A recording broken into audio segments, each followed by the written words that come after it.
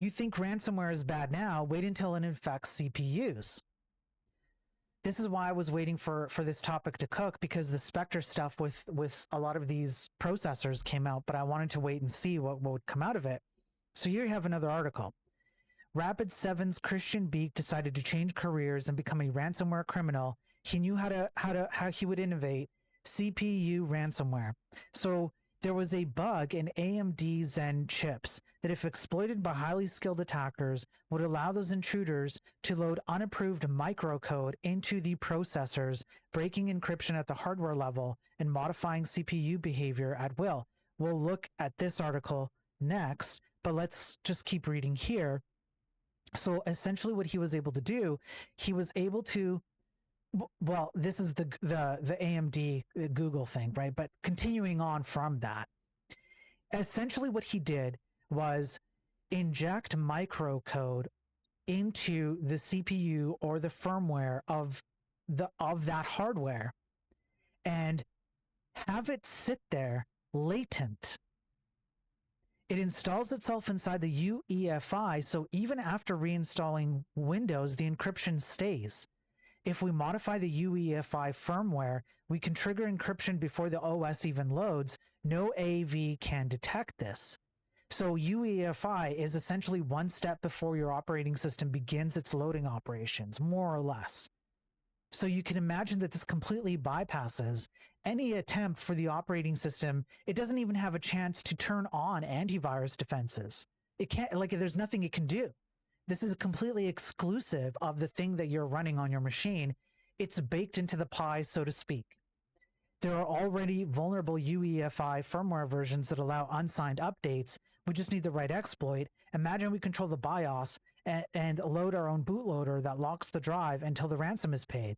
Now, just want to point out, hang on, I got to do this right. Okay, it's Goomba time. Before we just look at the next one.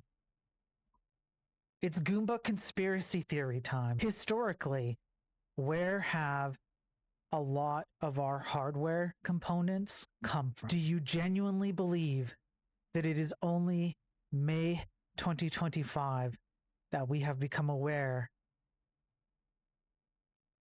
of this capability? Aliens. Okay, let's continue. Okay, so then the AMD CPU, the Zen CPU issue, Google essentially found a way to inject microcode into the CPU and ensure that its random number generator only ever produced the number 4. There was a microcode patch that they used, and they bypassed all checks. The format of the microcode is not documented publicly and is highly proprietary and protected. So the intent behind that is to ensure that people don't know how to execute these things, right? But Google found a way. The microcode that they created forces a chip's read random instruction to always output the value 4. It altered the read random instruction by clearing the CPU core's carry flag to 0, signaling to applications that the value isn't valid. So if there was a miscreant who wanted to disturb the patch, well-written apps and libraries should refuse to use the static number on hobbled processors. This is important because read random is used by software to generate random values for encryption and other cryptography. A value of 4 will weaken that, which means that if you're using it to create cryptographic encryption, you're only going to get 4. And so they had a paper. Let me see if I can find it here. Initial details up here. You can go read this. They go over how they did it, and